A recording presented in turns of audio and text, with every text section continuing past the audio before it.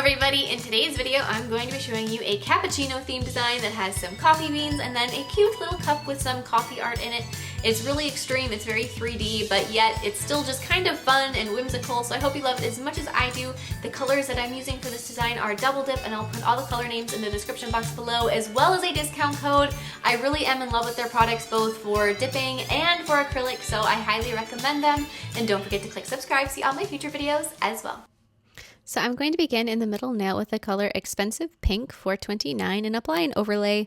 This color reminds me of kind of like a nude color just because it's not very intrusive. It's not a very intense pink. It's just kind of a shimmery, really nice background color that doesn't distract from the art that's on top of it, which is really what we're going for here. So just a really nice layer of that color. And then I'm going to file that nail into shape with my E-file. Once that nail is filed into shape, I'm going to start sculpting the half of my cup. So I'm not doing an entire cup and trying to make it 360 degrees. I'm just doing the front of the cup. And I'm doing this around a smoothie straw. So the reason I say a smoothie straw is because it's big enough. If you use just like a regular drinking straw, they're usually not that big around, and they're just going to give you a very tight curve on your cup. And I'm trying to get it a little bit flatter so it doesn't stick up off the nail too much where it's so intrusive to just daily life. So I've got that little cup half, and then I'm going to glue that to the nail. The help of a tweezers is so nice for something like this. So just hold that down for a second and it'll stick. And then on a nail form backing, I'm going to be sculpting the handle of the cup and the little saucer that it is sitting on. And I just have a question. Does anybody in real life actually use a saucer? I used to occasionally. And then I started using bigger mugs because I drink tea like a mad lady, and I drink from like a 36-ounce mug because I'm too lazy to make it very often, and I don't have a saucer that fits that. But every time I make something with a mug, I always make a saucer, and then I think to myself, why do I do that? I don't even use them. Anywho, that was my random thought of the day, but I'm curious, do you use them? Do you? Anybody? But I'm going to glue all this together. So I've got that little saucer, and I'm going to glue that to the nail, and then I'm going to glue my little handle to the nail as well. And then after all that's glued in place, there's some little gaps that need to be fixed, as well as just making sure everything is very secure and held together. So going back to white acrylic, I'm going to just kind of go over and tuck everything in and make sure that it is secure and, held in place, and nothing is going to break off very easily. That little bit of nail glue is not reliable. It is just a temporary hold so that it stays in place while you're adding your layers of acrylic to it. There was actually a while where I hated nail glue so much I never used it, and if I were to go and attach something like this together, I would just do it with acrylic, and I would hold it until it set because I didn't want to deal with nail glue, which is also a perfectly fine way to do it. It's just a bit time consuming. But now I'm going to take the colors Hot Fudge 503 and Toffee Pecan 469, and I'm going to be filling up my little mug with those colors, kind of a swirled mix of them, which gives you sort of that cappuccino creaminess. So now I'm going to apply some blooming gel above my mug. And then using some white gel polish, I'm going to be swirling in a steamy looking heart. So just kind of gently swirl, leave that for about a minute for it to really bloom. And then going back with your white gel polish, I'm going to be adding just a center line on my swirls that give it a little bit more of an easy to see heart. And then I'm going to take and apply some matte gel top coat over that background entirely so that all of that blooming gel is no longer sticky or tacky. And then after that's cured, I'm going to take some black paint and write coffee time on the front of my mug. You don't have to do anything like this. And the other thing I was thinking is I never use a plain white mug. All of my mugs have a pattern on them, like Penguins is my current favorite mug. So it just, you can either do a pattern on it and make your mug something fancy and cool and funny, or you can do something kind of kitschy and write a little saying on it too. It's up to you. And so I've got my coffee written across the front of it, and then I'm going to write time. My biggest tip for anybody who's looking to do some writing on nails, whether it's on a little thing like this or on the nail I want to write a phrase, is to start in the middle of the word.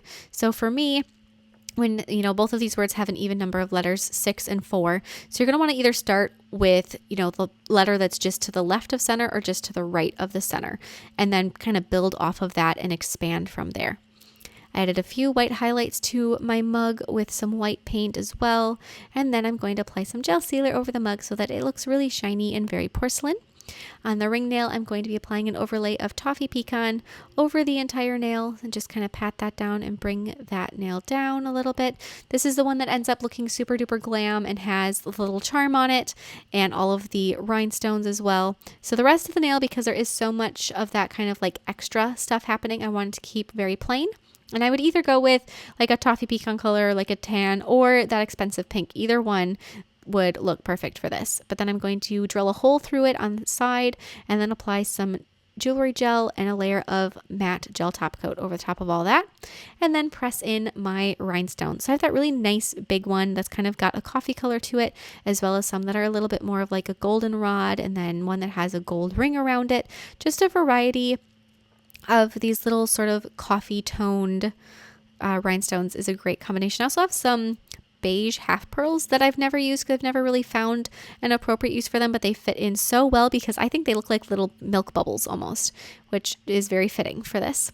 So now in a nail form backing, I'm going to be sculpting my little coffee bean charm with the color Hot Fudge 503.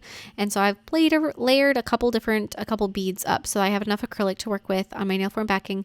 And as you can see, it'll spread. The acrylic will just kind of like flatten out until it begins to cure. So as it's curing, you're going to want to press it in from side to side, going around and around and around. And as you're pressing in the sides, it's going to push the acrylic up in the middle, giving you some height. And after you have a pretty good shape going and you're happy with it, you can create that little line down the center of your coffee bean. You don't want it to be just like a straight line down the middle, kind of create a little wavy line down the middle of your coffee bean. Pat it in from side to side again. And as you can see, the acrylic is getting fairly matte. And at this point, it should cure quickly. And then you can pop it off the nail form backing and glue a little wire to the back that has a little loop on it. That'll make adding this charm to the nail very easy if it has a little loop already built in. And then add a couple more layers of your brown acrylic to the back of your coffee bean to build up the thickness so that this charm looks like it's coffee bean shaped from all sides.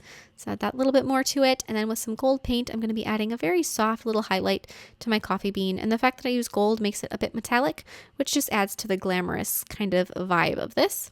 And then a black line down the center, matte top coat, and then you can use a jump ring to secure your little charm to the nail through the hole that you made earlier. And now on my thumb, index, and pinky nails, I'm going to be creating an ombre of tan to brown. So I'm going to take the Hot Fudge color still, and I'm going to apply that at the tip, brushing it up. And then I'm going to apply Toffee Pecan at around like the apex area and brush it down and kind of just pat it up towards the cuticle and kind of blend that out a little bit. I want to take the Toffee Pecan color over almost the entire tip of it so that the darker, richer color of the Hot Fudge isn't quite so intense, and it kind of mutes it down a little bit so that the art on top of it sticks up a little bit more. And now I'm going to encapsulate all of these nails with a layer of clear acrylic to make sure it is nice and strong. Every time that I do an ombre or a gradient with acrylic, it ends up being fairly thin just because I like to work with thin acrylic to get that blend super smooth. And so that layer of clear acrylic is just to help keep the nail strong. So I'm going to be sculpting my little coffee beans with the color Hot Fudge. And the reason I wanted that background color to be a little bit more on the lighter side and brush the Toffee Pecan over all the way to the tip is so that these coffee beans that are on the tip stand out really nicely. And so as I'm sculpting these, I'm going to just kind of layer them and kind of fill in the nail and completely cover the nail, which gives the nail just such a nice texture to it. I'm not making these very tall or giving them a lot of height or anything.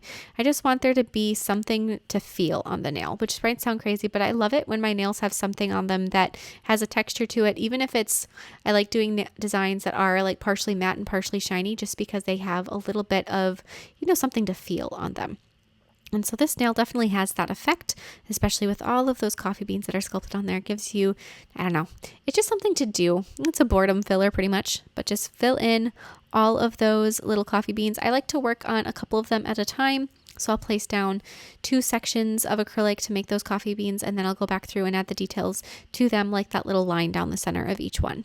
And that'll give you an opportunity to work a little faster because you aren't just waiting for one bean to cure at a time before it is ready for that line down the center.